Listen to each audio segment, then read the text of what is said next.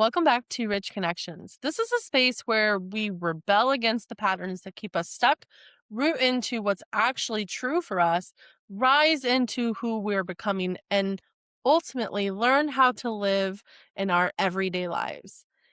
It's real, it's intimate, and it's meant to stretch the way you think so you can start creating a life that actually feels as good as it looks. If you're new here, I'm Stacy Rich. I'm a life and business strategist, and I help women who look like they have it all together on the outside, but feel disconnected on the inside. Stop performing a life that looks good and start building one that actually feels good. And today we're talking about something that I think a lot of us are experiencing, but not always understanding. The constant feeling of needing to rush, feeling like there's always something to do, something to fix, something to get ahead of. And no matter how much you get done, it never really feels like enough. And what I've been realizing is that this isn't just about being busy or having a lot going on. It's about your nervous system. It's about the state that your body is operating in while you're doing life. Because when your body is constantly in that go mode, that pressure and that urgency, it doesn't matter how much we accomplish, it's never going to feel like we fully arrive to completion. So, in this episode, we're going to break down what's actually happening in our bodies, why slowing down can feel so uncomfortable, and how to start shifting out of that constant state of urgency into something that feels a lot more grounded, clear, and sustainable. So, let's dive in.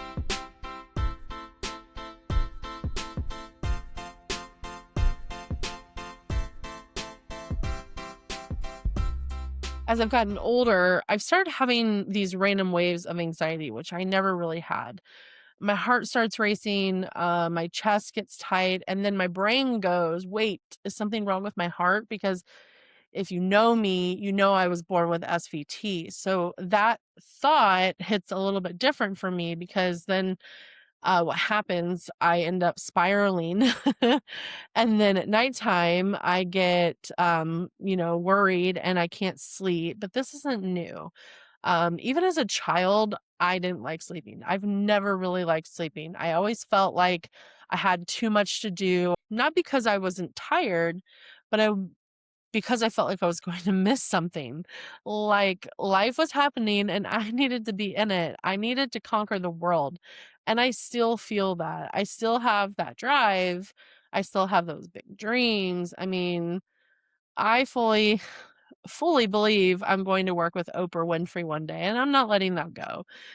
But somewhere along the way, that ambition turned into pressure, and then that pressure turned into stress.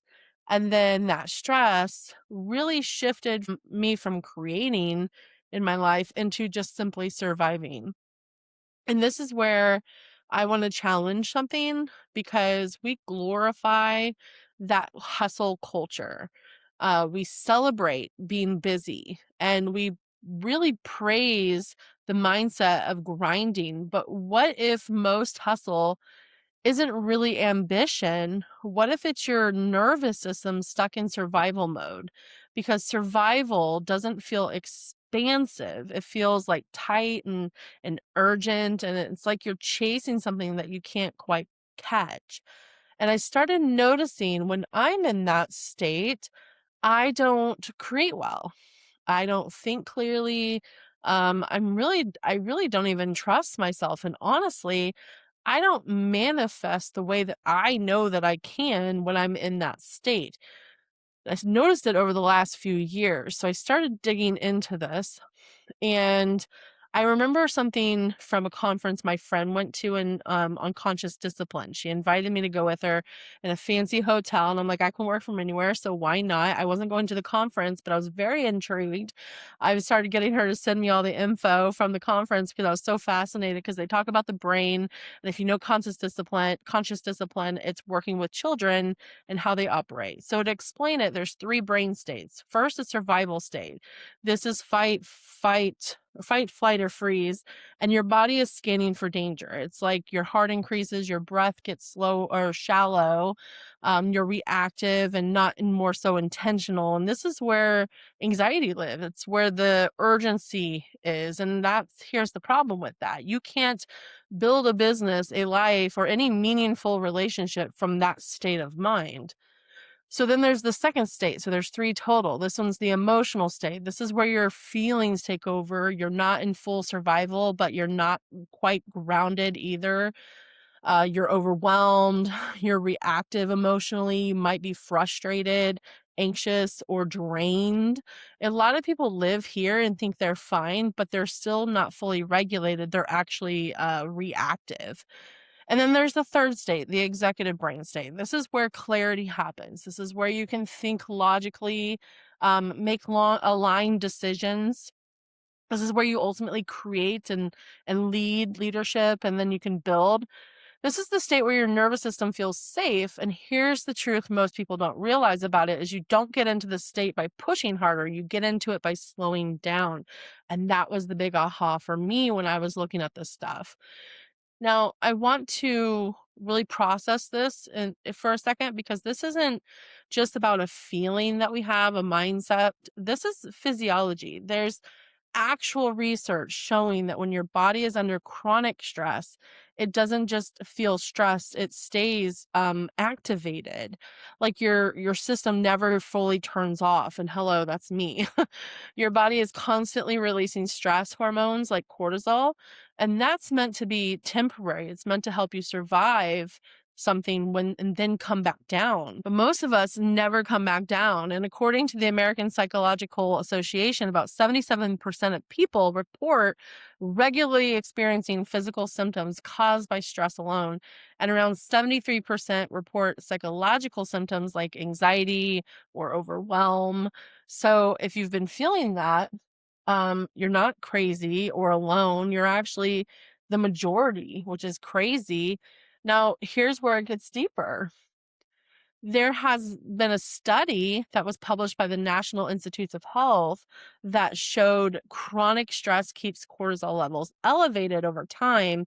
And when that happens, it starts to disrupt your entire system and then you get all out of whack. This is where you're talking your sleep cycles get thrown out, your immune system weakens, and your hormones become imbalanced, or your brain function actually changes. And here's another study that I read about Harvard Medical School that long-term stress can shrink the prefrontal cortex, which, if you don't know what that is, that's a part of your brain responsible for decision making and focus and then self-control.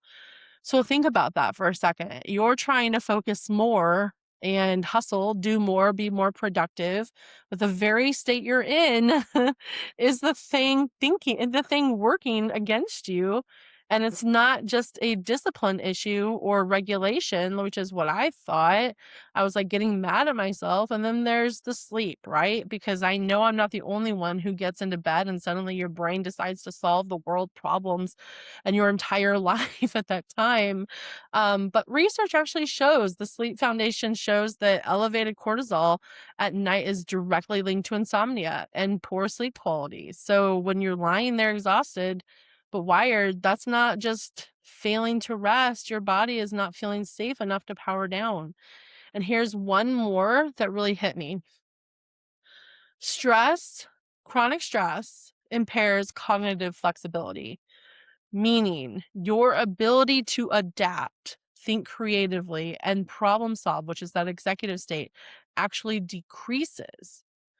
So you're not stuck because you're not capable, it's because your system is overloaded. And then this is where I want to shift your mindset or your perspective, because if you've been feeling like you can't keep up, no matter how much you do, it's never enough. It's not because we're lazy or we need to try harder. It's because our body doesn't feel safe enough to slow down.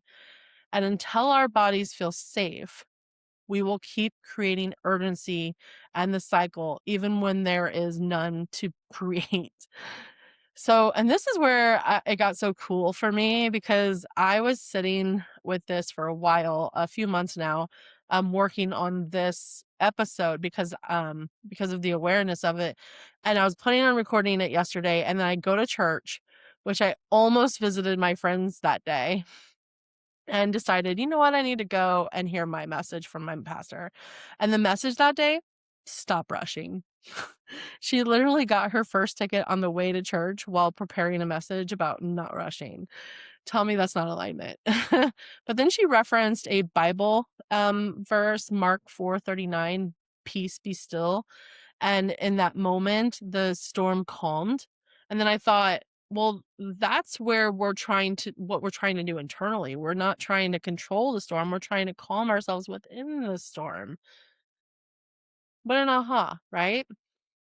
So now I want to talk about something that I've been sitting with a lot lately. And I don't think I fully understood it before in the way that I do now, but it feels really important to this conversation. And that's masculine and feminine energy. I'm not talking about men versus women here, okay? I'm talking about the way we operate energetically because we all have both. We're constantly moving between the two, whether we realize it or not. Masculine energy at its core is very structured and directional. It's part of you that wants to do, lead, provide, solve problems, to figure things out and move things forward. It creates a sense of safety through control, through having a plan, through knowing what's next and making sure everything gets done. So when you're building a business, making decisions, leading people, managing your life, trying to grow, trying to accomplish things, you're naturally tapping into that energy a lot. And honestly, you need to because things don't happen without it. There has to be some level of direction and action behind what you're creating. But what I'm starting to realize is that masculine energy, while it's powerful and necessary, it's also activating to the nervous system because it's always moving forward and focused on outcomes it's tied to. It's tied to timelines and results and then what's next. And when you stay in that space for too long without coming out of it, your body doesn't really get a break. And I think that's where I've been living for a while. I think if I'm being honest, because even when I'm not actively working, my brain is still in that energy and I'm still thinking, planning, solving, trying to stay ahead, trying to make sure everything is handled. And it's like my system never actually powers down. And I truly feel that, especially over the last couple of years. And then you look at the feminine side. You look at feminine energy and it feels completely different. And honestly, a little uncomfortable for me at times because like I dream of being in that space, but because it's not about doing and it's not about being, it's difficult for me. But feminine energy is about receiving, it's about trusting. It's about allowing things to come to you instead of forcing them and creating safety, not through control, but just through presence. It's a softer energy, but not weak, just softer. It's intuitive, right? It's open. It's where creativity lives and where connection lives. And I believe it's where your body finally feels like it can exhale instead of constantly bracing for what's next. And I've had to really look at myself and realize that I've been operating so heavily in my masculine energy that I haven't really been giving my nervous system a place to land in my feminine. So even when I say I'm resting or taking a break, my body doesn't actually feel rested because I'm internally I'm still in motion. I'm carrying that pressure and urgency, that feeling that I need to do something or fix something, that doesn't just make me tired, it starts to disconnect me from myself. So, because your nervous system isn't designed to stay activated all the time, it's designed to move in cycles where you activate when needed and then you come back down, you regulate, you restore, you allow your body to reset before you keep going again. And then when that cycle gets broken, when it's not just go, go, go without the coming back down, that's when you start to feel it in your body, in your sleep and your emotions, and then your ability to focus and actually enjoy life that you're working so hard to build. And then something that really helped me understand this on a deeper level is realizing that this isn't just energetic language. It's actually connects to your nervous system, which I find so fascinating. That masculine energy aligns more with your sympathetic nervous system, which is your activation state, your fight or flight, your let's go, let's handle, let's move mode. And then that's incredibly useful when you need it, but not when you're meant to just live. And then the feminine energy aligns more with your parasympathetic nervous system, which is your rest, digestion, your healing, restoration state. And that's where your body actually repairs itself. And that's where your mind is clearing and you're creative and you come back where you can feel grounded instead of rushed. So, if you've been feeling like you're constantly pushing or you're constantly doing stuff and trying to make things happen, but it starts feeling heavy or forced or not as effective as it used to, it might not be that you need a better plan or more discipline, which is what I thought. It might be that your body is just asking you to get back into balance. So when it comes to men and women, because I know this is going to be a question that comes up. It's not that one is affected and the other isn't.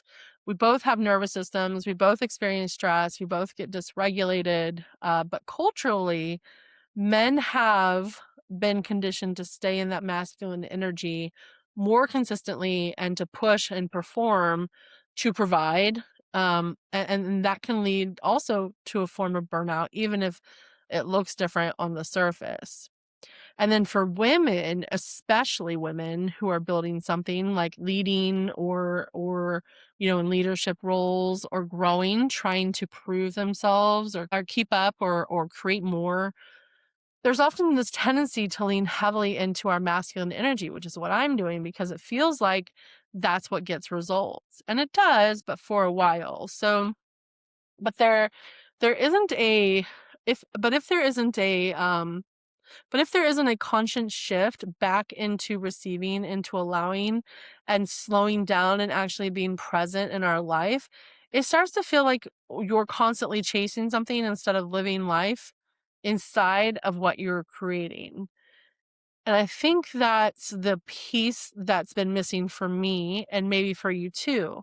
It's realizing that it's not about choosing one over the other. It's about learning how to move between them and in a way that supports your nervous system instead of exhausting it. I'll tell you what, I have really learned so much about my nervous system. I can immediately tell when my nervous system is like out of whack or I'm like, "Oh, this is getting me into survival state." Like, I've really been paying attention so much that I can immediately notice it. So, masculine energy might help you build the life, but feminine energy is what allows you to stay actually feeling it, experiencing it, and then enjoy it. So, and if you've been building something that looks good on the outside but doesn't feel good on the inside, that's usually where your imbalance is. Now, this is the part I really want to talk about because I think it's the most important is how to get out of this, how you can fix this. And most people get frustrated by doing it because they think they can just decide to be calmer or decide to slow down and then decide to feel better. And it doesn't work like that. So this isn't again just a mindset. It's a neurological shift. So your brain is constantly wiring itself based on what you repeatedly experience over and over.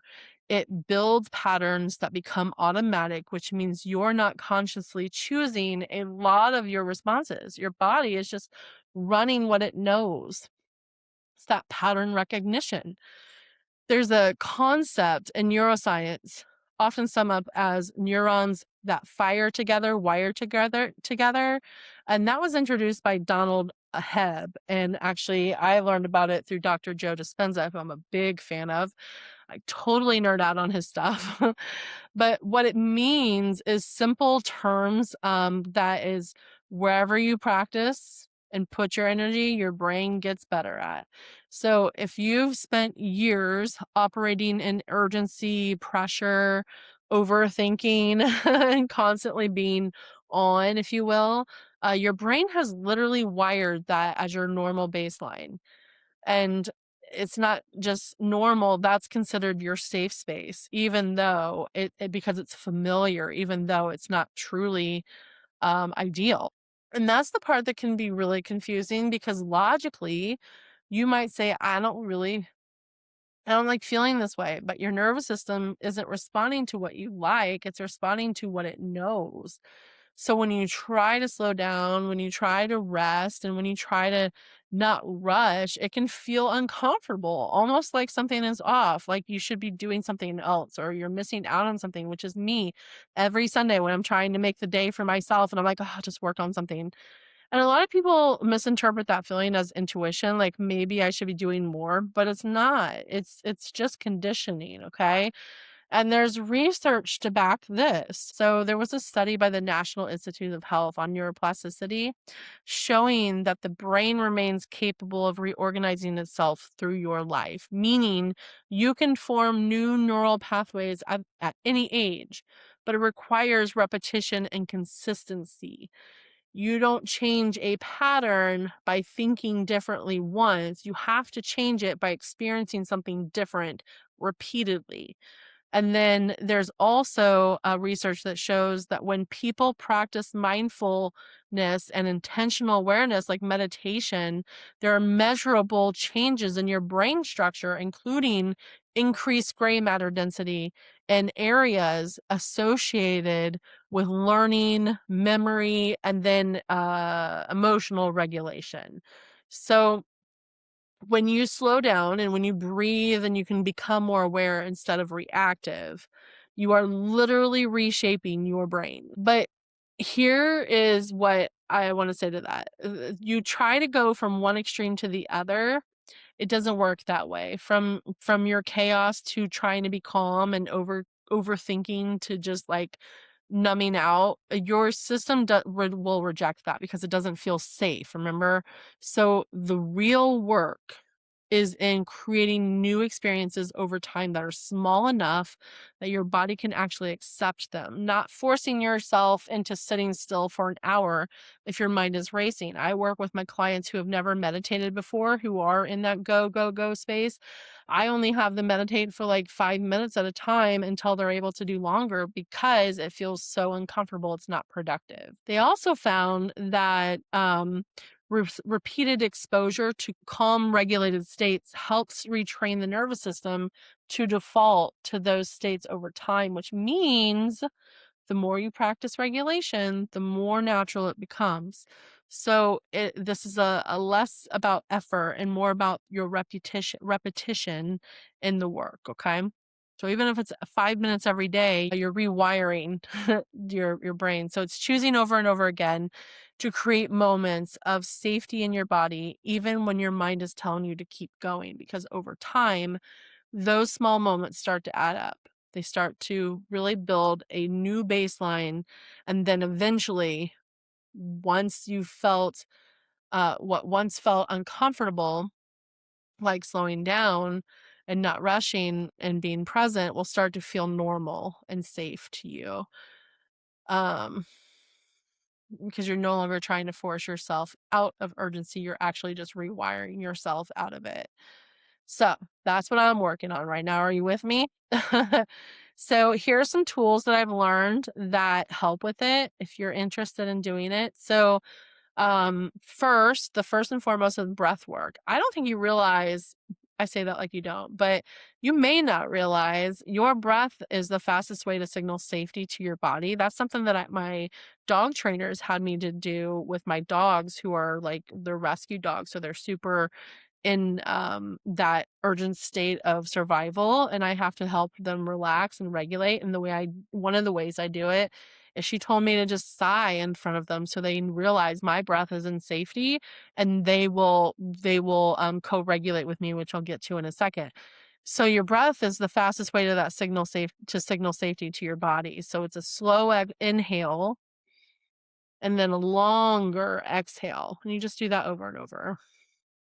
And then second one, which I just mentioned, is co-regulation. So co-regulation, we're going to sit here for a second because this one is big, y'all. It's something I don't think we ever I don't talk about with anybody until I just learned it. Is once you understand it, it explains so much about why you feel the way you do when you're around certain people. So your nervous system does not learn safety in isolation. It actually learns it through connection. It learns safety through connection. From the very beginning of your life, your body was wired to regulate through someone else, like your mother, before ever learning how to regulate on its own. Baby is crying, and a parent picks them up, holds them, and speaks softly, calms their breath. The baby's nervous system starts to settle, not because the baby understands what's happening, but because their body is responding to the regulated state of the adult. That's co regulation right there. And then there's research that supports this, that even as adults, we're experiencing that. So it showed the study that I read about, it showed that when a caregiver becomes unresponsive or emotionally disconnected, even briefly, and since become visibly distressed and dysregulated, and when the connection is restored, then the system begins to calm again, which tells you something really important here. We are wired for emotional connection as a form of regulation.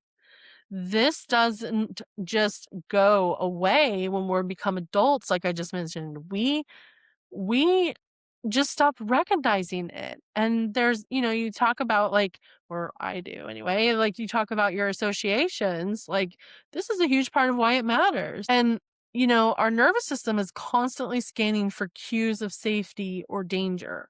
And it's not just from our environment, from other people as well, like through the tone of voice or facial expressions, energy, presence. So when you're around someone who is calm and grounded, present energy, your body picks up on that and it starts to down regulate. So your heart can slow and your breathing can soften, which is why like my animals get stressed around kids because that energy is like, ah. And then on the flip side, when you're around someone who is anxious and chaotic and reactive and constantly in stress, you feel it too. Which is, my dogs feel it also. You might not even realize it, but your body does, and you start to feel really tense and on edge and just overly more activated. So if you're ever wondering why you can feel completely fine on your own and then get around a certain person or suddenly feel overwhelmed or drained, that's why your nervous system's responding to others. And this is why community matters so much. Not just any community, like a regulated community, a safe and supportive community. And this is part of the reason, if not single-handedly, mainly the reason that I decided to join a church, because I wanted to be around those type of people. I wanted to not necessarily like hone in on a specific religion, but I wanted to put myself in an environment where people had faith and support for each other and love for each other and gratitude. And doesn't matter what church you are a part of, they all do that. So I that's why I put myself in that environment. People who are able to hold space without adding more chaos to your system. And this is also why doing this work alone can feel so hard sometimes, because yes, you can regulate yourself, but and that's important, but were never meant to really rely on yourself for that only. There's a reason conversations can calm you down. And there's also a reason being around the right people makes you feel lighter, and something as simple as sitting next to someone who feels safe and can completely shift your entire state of being. That's co-regulation in real time. And if you want to take this a step further, you can also become that person for others. When you start regulating your own nervous system and you start slowing down and grounding yourself, you don't just change your own state, you're influencing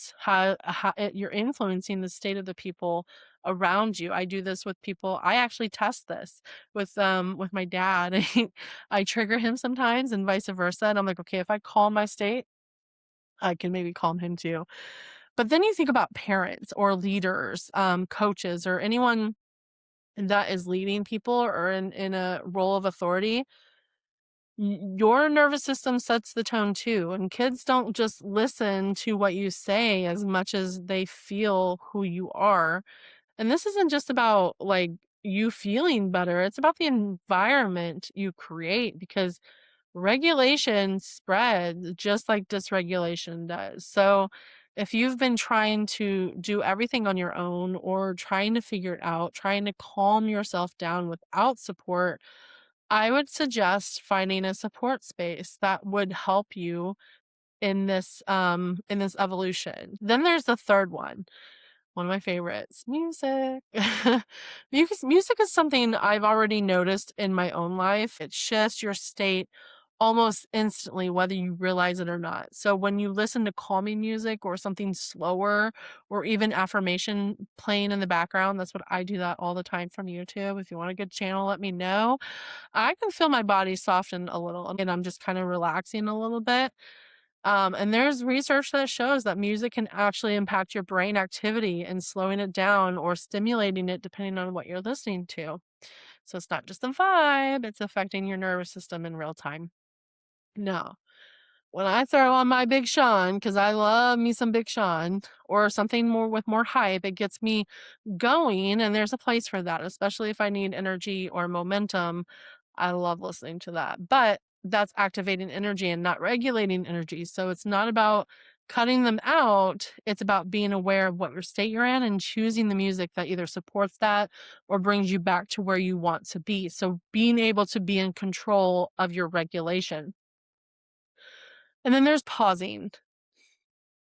Pausing doesn't mean you're quitting anything. It just means you're taking a break in your body and you're giving your body a moment to catch up in everything you've been carrying. Research shows from the University of Illinois that short mental breaks actually improve focus and performance and doesn't hurt it. I actually have been doing this every single day. I've implemented this, and I can tell you it adds a huge shift. It bothers me to do it, but I do. I'll be right in the middle of something. So when you're most productive thing you can do is stop for a minute and let yourself breathe. You might as well do it. And then the fifth reason or way, I mean, is my emerge process. So I talked about this in my last episode. This does regulate your nervous system. And this is something I use personally and created myself with for my clients. I actually did it for myself and then for my clients. And it's built around calling your energy back, grounding yourself, and becoming aware of where you are instead of reacting automatically. And I didn't even realize that that's what it was doing was regulating your nervous system. But as I learned more about it when I was doing it for myself, that's what it does. That alone helps shift you out of survival mode and back into a more regulated present state. So if you want to learn more, exactly how to do it step by step, go back and listen to episode 9 where I break it all down for you. So where in your life are you moving so fast that you don't even give yourself a chance to feel what's really going on?